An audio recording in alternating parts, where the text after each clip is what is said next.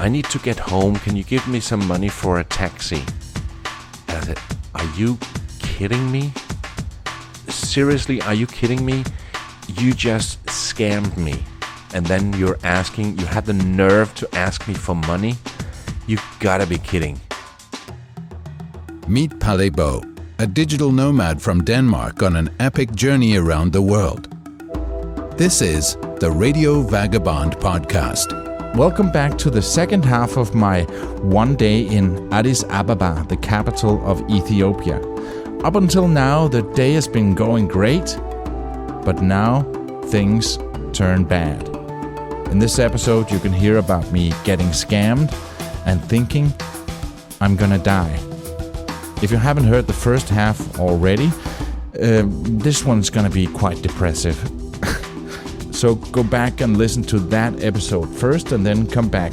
Life is very tough for the poor guys in Addis. And then you'll also know that the voice you're gonna hear next is a guy named Tom.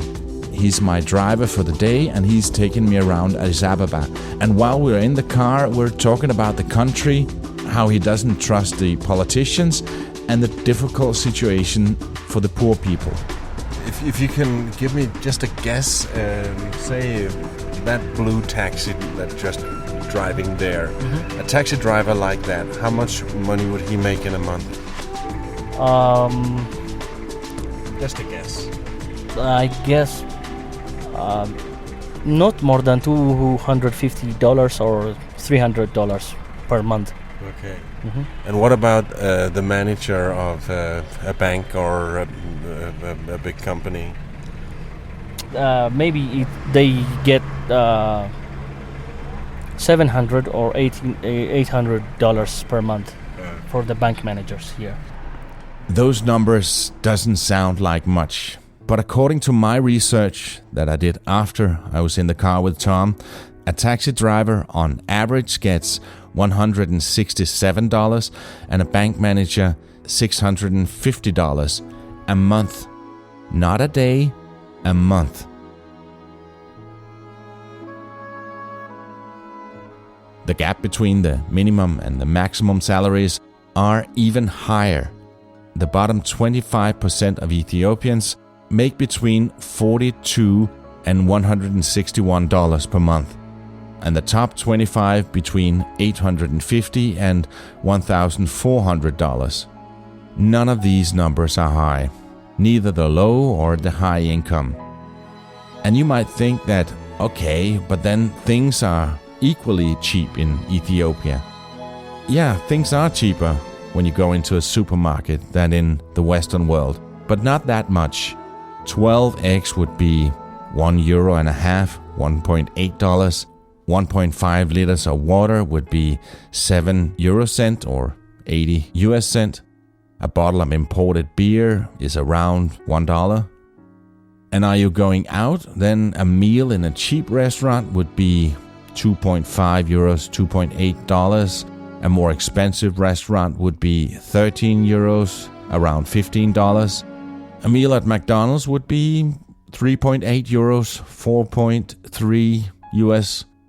So with the low salaries in this country, this is expensive. Let's get back to the taxi driver salary. Tom points out that a taxi driver could get even less if he's employed by a taxi company. But one thing, if that driver he is an employee of the owner of that taxi, maybe he will get $100 per month. Per month? Yeah. Wow. Yeah. Yeah, but the difference is big and visible. Yeah, that's nuts. That's crazy. Yeah, and I don't understand how he can buy food and housing and. Yeah, it's very tough. It's very hard to live by such kind of money. And maybe he has a family to support and a lot of kids. Yeah. He have to pay school for kids by that money. Yeah, you see, in Denmark, school is free. Here is not free at all. Because so I guess the super rich, their children are getting the the best education, and the poor people are getting the bad education. So it's difficult to break that social barrier. Yeah, it's very difficult.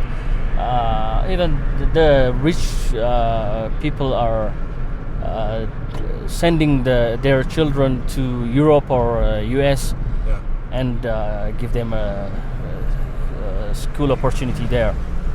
But the poor guys they get poor education, and finally, that kid, he didn't get a good school and he didn't learn anything from school. So finally, he will become a thief or a burglar or something like that. So that's the big problem here. A lot of crime. Yeah, there are a lot of crime here, but thefting in the cities. If you are park your car somewhere, when you are coming back after half an hour, you couldn't find the mirrors or something on the car yet. So that is the big problem of the city. You can see many beggars, many poor people on the roads. So that is Addis Ababa. When we come back, I get scammed and is furious about it. I speak a little bit more to Tom, and then I get a text message from my doctor that makes me think that I only have a few more months left to live. Produced by radioguru.co.uk, this is the Radio Vagabond. My name is Palabo. Stay with us. I got an email that I'd like to share with you. Hi, Palle. I discovered your podcast at around episode 60. I got up to date with 3 to 5 episodes per day. Then I went back and listened to the first episode, which was kind of funny because I could clearly feel how the podcast had changed a bit to the way that you're doing things today. I normally listen to the Radio Vagabond when I'm at work. I work as a window cleaner. Often I hear 2 to 4 episodes in one day and check in every week if there's a new episode out. I get inspired to travel, and then I have, through your thoughts that you especially expressed in the first episodes, changed my attitude to how I want to live my life and what I want to spend my time on. Thank you for a great and exciting podcast. It's interesting to hear the difference between people's attitudes and your objective way of letting people speak. All the best, Jacob. Thank you so much, Jacob. It's so nice to hear that I can actually inspire people. And clean those windows. I think there's a spot up there.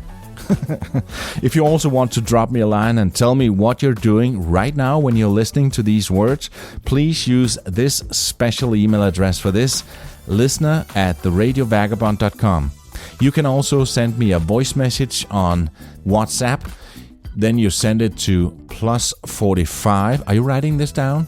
+45 40 105 105.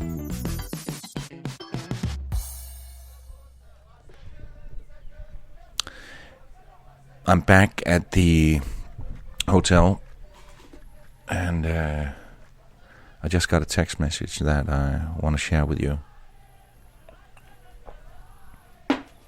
You remember when I was in Morocco and I had pneumonia, and I backtracked back to Tisnit and went to the hospital, and this doctor just listened to my chest for 5 breaths and said, yeah, that's pneumonia, and here's a prescription for some penicillin. And I said, well, don't you think it's a good idea with an x-ray? And he just said, yeah, you can have an x-ray. Well, he said that to my local friend Omar, the local butcher that helped me there, and he translated and said, "Yeah, you can have an X-ray." And they took me in for 5 minutes and took an X-ray and gave it to me, and he looked at it for 5 seconds and said, "Yeah, that's pneumonia, and here's the prescription." And then I took a photo of it with my phone. with this X-ray up against a white wall, and just sent it off to my retired doctor back in Denmark, who's now a good friend of mine. And he looked at it and said, yeah, that it looks like that's pneumonia, and so take the penicillin, but after 2 months, get a checkup. Have somebody take another X-ray and make sure that everything's okay. And I said, sure. And after a while, I felt good. I'm fine now.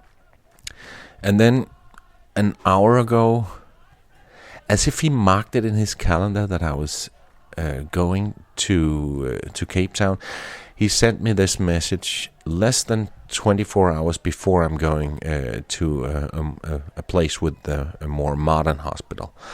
And let me just get it up here. In the text it says, "Hi Palle, did you get that checkup, that control X-ray?" And I wrote back, yeah, I thought about it, but I haven't done it yet. I'm in Cape Town for 2 months from tomorrow. It should be possible there. And then after 5 minutes, I thought, what's the big deal? And I wrote back, what are they checking? I feel fine now.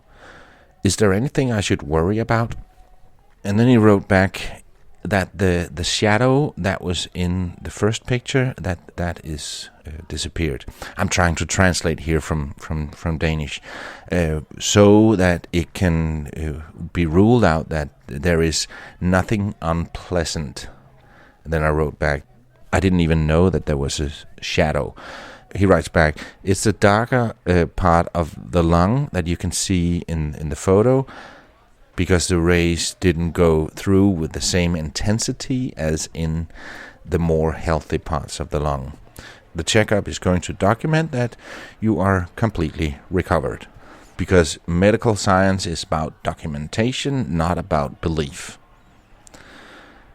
And by this point, I was starting to get a little bit worried, so I wrote, that's right, but I can't help being a little bit worried now.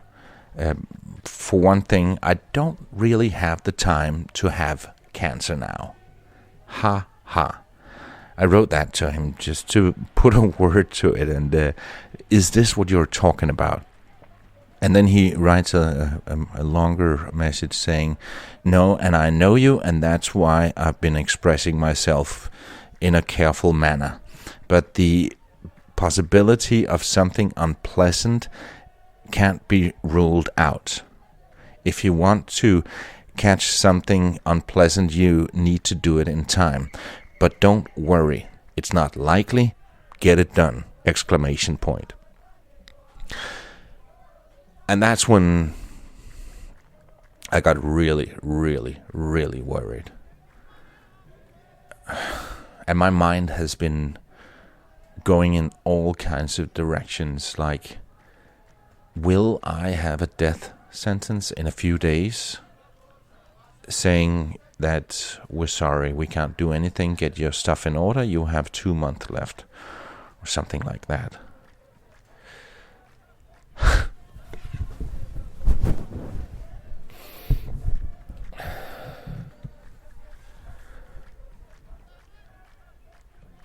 I'm all alone here in Ethiopia, and I can't help that my mind is going in every direction. And this is something that I don't want to worry my family with, so I can't talk to them. Normally, whenever there's anything, I speak to them, but I don't want to worry them as well. I need to get a checkup. First thing I do when I get to Cape Town tomorrow is find out how to get to a hospital to get this done.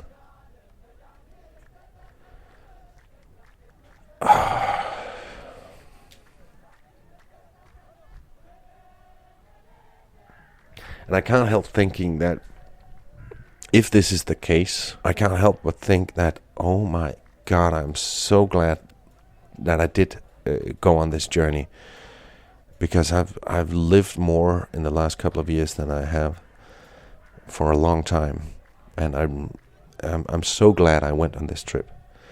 But I really need to get that checkup. I can't say anymore now.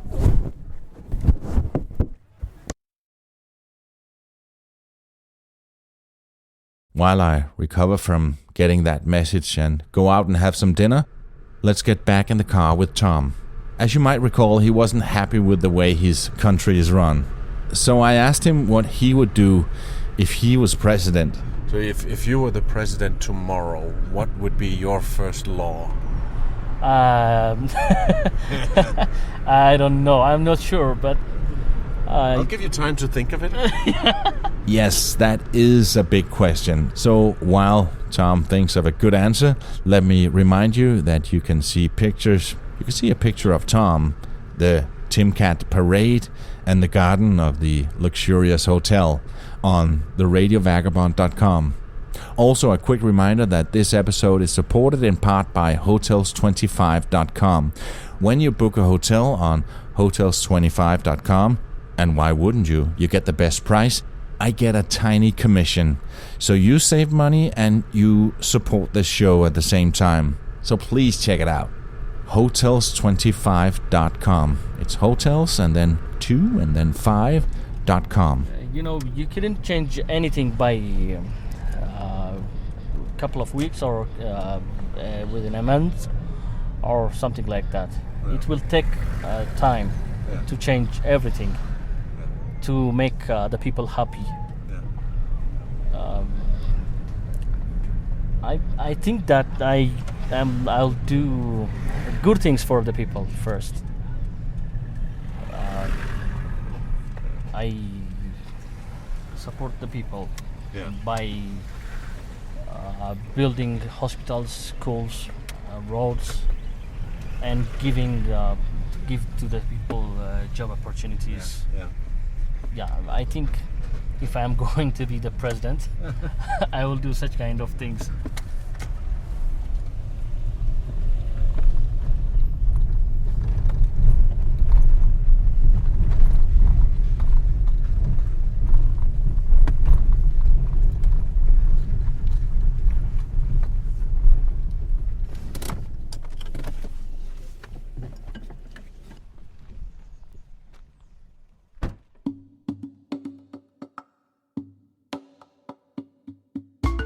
I'm back at the hotel after a weird night.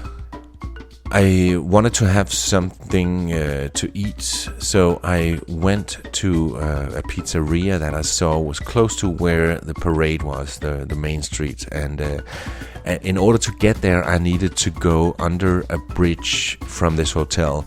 And the staff here at the hotel said, be extra careful when you go under the bridge, especially at nighttime, because it's a little bit of a dodgy place, and this is where you should take care of your stuff and don't talk to any strangers. And I have been told before going to Ethiopia that this is a place where you should be extra careful of pickpockets and people trying to scam you. So I've been taking care of my stuff and going.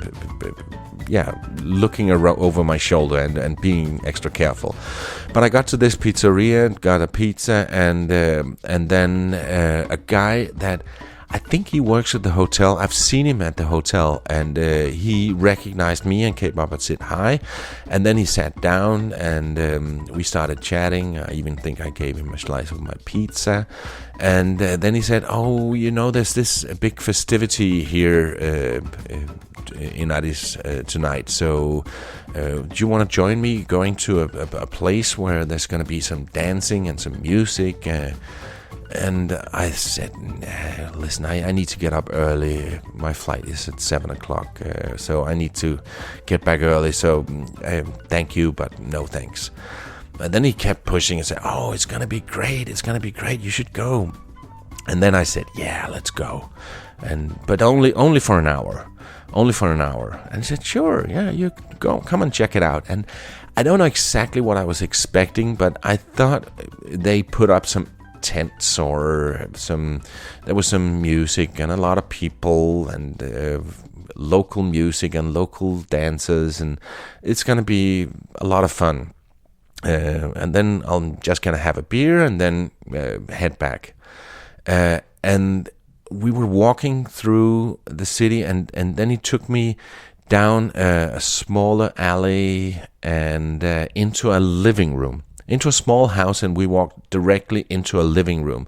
There was a couch, and it was not bigger than this hotel room that I'm in right now. And I said, is this the place? That wasn't what I was expecting. No, let's go and find another place. No, let's sit down and have a beer, and this is a nice place.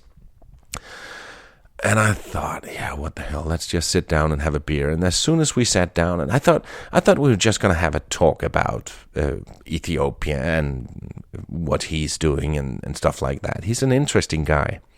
And then as soon as we got the beer, 7 or 8 girls come in teenagers, come in traditional dresses and start dancing.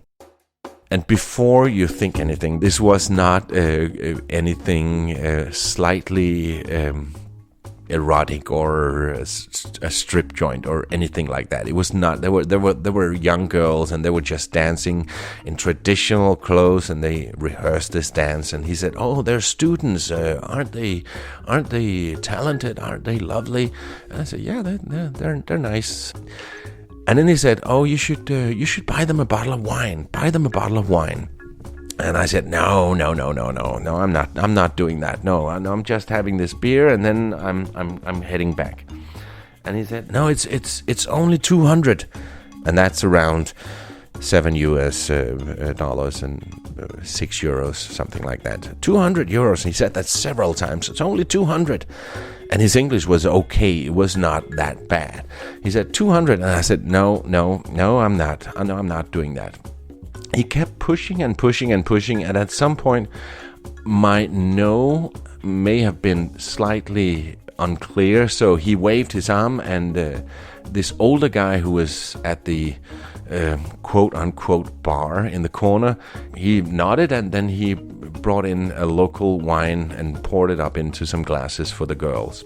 And I don't remember that I actually said yes, but I thought, okay, €6 I can do. So yeah, okay, that's a bit much for here, but okay.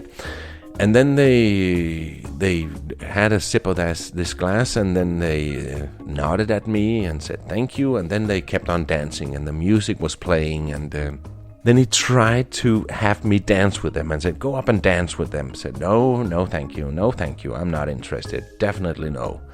And then he said, "Okay, let's go." I said, "Okay." And then he waved at the old man again, and he came with the bill for me, which was not 200, it was 2,000. So all of a sudden it was €60, 70 US. And then I just realized, oh my God, I fell for the same scam again of the, you didn't understand what I was saying because my English is not good enough.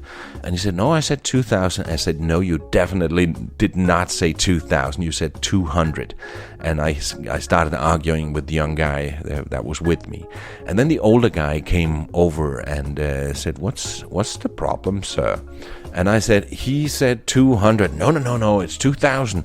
You must have misheard him. I said, no, I didn't. No, I didn't. And I'm not paying 2,000 for this. Oh, let's figure this out. It was kind of like he was expecting me to say what I said. And I said, I'll pay you 200, even though I don't really remember saying yes to anything. But I will pay you 200, and then I just want to go home. No, 200, we can't do that. I ended up paying 1,000, which was still ridiculous here. But I thought, since my so-called friend, he was quick to give them a call to say that we were on our way, he may also be quick to call some of his friends who were maybe hiding under the bridge that I needed to pass in order to get back to the hotel. So I paid the 1,000, and then I said, now I'm going home, goodbye. And then I said goodbye to my friend as well, and started walking. And he followed me and just said, wasn't that a nice experience? I said, no, it was not, and you scammed me. And then as I was about to go in one way and he was about to go in another direction, he said, I need to get home. Can you give me some money for a taxi? And I said, are you kidding me? Are you kidding me? You just scammed me. You were the mastermind of this scam, and then you had the nerve to ask me for money? You gotta be kidding. And again, I ended up giving him a little bit of money because I still needed to go under the bridge to get to the hotel. So I did. I fell for it again. Oh God, the same scam that I fell for when I was in Beijing. I don't know if you remember, otherwise go back and listen to that episode. Oh my God, what a day. It's been amazing with the parade and the whole city and the drive with Tom around and the chat with Tom in the car. And then the text from my doctor back in Denmark, and then just finishing it off with a scam that I fell for. I'm tired. I'm really, really tired, and I've enjoyed being here.